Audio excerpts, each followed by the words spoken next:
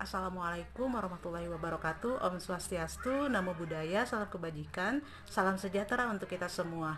Apa kabar teman-teman? Kembali lagi saya Sipawi Maila Gumanti, mahasiswi Fakultas Hukum Universitas Surya Kencana. Pada kesempatan kali ini, seperti biasa akan memaparkan kembali atau mereview materi yang telah disampaikan oleh Ibu Profesor Dr. Hajah Heni Nur Aini SHMH beserta asisten dosen Bapak Dr. Emrendi Aridayandi SHMH dengan mata kuliah Hukum Pidana Lanjutan. Dan yang akan saya bahas pada kesempatan kali ini adalah mengenai percobaan atau fogging. Yang terlebih dahulu akan saya jelaskan yaitu mengenai pengertiannya. Jadi teman-teman, mengenai pengertian apa itu percobaan atau fogging, yaitu tentang percobaan tindak pidana tidak diatur dalam KUHP.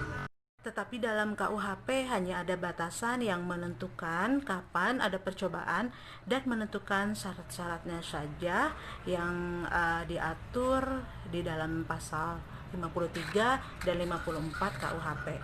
Pasal 53 KUHP yang pertama itu mencoba melakukan kejahatan dipidana jika niat untuk itu telah ternyata dari adanya permulaan pelaksanaan dan tidak selesainya pelaksanaan itu bukan semata-mata disebabkan karena kehendaknya sendiri.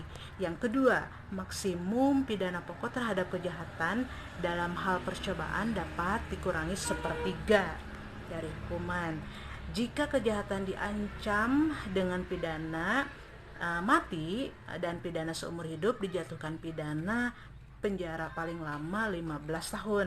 Dan yang terakhir, pidana tambahan bagi percobaan adalah sama dengan kejahatan selesai. Adapun pasal 54-nya, pasal 54 KUHP itu mencoba melakukan pelanggaran tindak pidana. Jadi berdasarkan kedua pasal tersebut teman-teman, maka yang dapat dikenakan sanksi pidana untuk tindak pidana percobaan adalah hanya untuk tindak pidana yang berupa kejahatan yang diatur dalam buku 2 KUHP saja. Sedangkan untuk pelanggaran yang diatur dalam buku 3 KUHP tidak dapat dilaksanakan sanksi pidana. Selain itu, berdasarkan kedua pasal tersebut, maka yang dimaksud dengan percobaan adalah suatu perbuatan yang dilakukan seseorang dengan niat yang jahat dan niat itu sudah mulai dilaksanakan tetapi perbuatannya belum selesai. Tidak selesainya perbuatan tersebut bukan karena kehendak dari pelaku. Selanjutnya teman-teman, kalau tadi saya berbicara mengenai pengertian daripada percobaan atau fogging itu sendiri, kita beralih sekarang mengenai sifatnya daripada percobaan itu sendiri adalah yang pertama, sebagai dasar atau alasan memperluas dapat dipidananya orang, yaitu seseorang dapat dikenakan sanksi pidana apabila sudah memenuhi unsur pasal 53 walaupun tidak memenuhi unsur delik. Jadi sifat dari pasal 53 atau percobaan dipandang sebagai memperluas dapat dipidananya orang dan bukan memperluas rumusan delik. Jadi percobaan tidak dianggap sebagai delik yang berdiri sendiri, melainkan sebagai delik yang tidak sempurna. Penganutnya adalah tokohnya yaitu Umar Seno Aji, salah satunya ya teman-teman.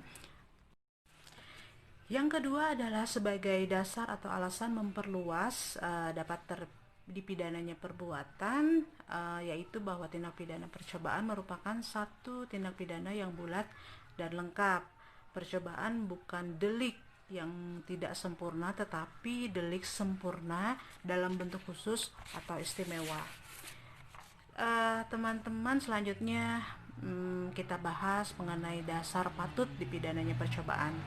Yang pertama tentu saja ada teori subjektif, di mana teori ini dasar patut dipidananya percobaan terletak pada sikap batin atau watak yang berbahaya dari pelaku. Kemudian juga ada teori kalau ada teori subjektif tentunya ada teori objektif. Jadi menurut teori ini dasar patut dipidana percobaan terletak pada sifat berbahayanya perbuatan yang dilakukan oleh pelaku. Teori subjektif itu terbagi lagi menjadi dua, teman-teman. Ada teori subjektif formil, yaitu perbuatan dianggap berbahaya terhadap tata hukum. Yang kedua ada teori objektif material, yaitu menganggap perbuatan itu dianggap berbahaya terhadap kepentingan atau benda hukum. Kemudian lanjut kita membahas mengenai unsur-unsur percobaan. Yang pertama tentu saja adanya niat. Yang kedua ada permulaan pelaksanaan, dan yang ketiga pelaksanaan tidak selesai bukan karena kehendak sendiri. Jadi penjelasan adanya niat itu, jadi niat merupakan sikap batin dari pelaku yang tidak bisa terlihat secara nyata. Niat juga dapat dilihat setelah ada permulaan pelaksanaan. Niat di sini harus berupa niat yang jahat yang berbeda dengan kesengajaan. Lalu niat juga masih berada dalam sikap batin, sedangkan kesengajaan sudah nampak. Jadi niat merupakan persiapan permulaan dari suatu perbuatan. Baiklah teman-teman, itu saja mungkin yang dapat saya sampaikan mengenai materi di video pertama di semester baru ini, yaitu mengenai percobaan atau fogging dalam hukum tindak pidana. Terima kasih buat teman-teman yang sudah menyaksikan atau mendengarkan video ini. Semoga bermanfaat, dan saya terakhir berpesan selalu memakai masker ya teman-teman, kemanapun teman-teman bepergian, memakai hand sanitizer, juga hindari kerumunan. Stay safe, stay healthy, stay home and stay happy. Ya, sekian, terima kasih. Wassalamualaikum warahmatullahi wabarakatuh.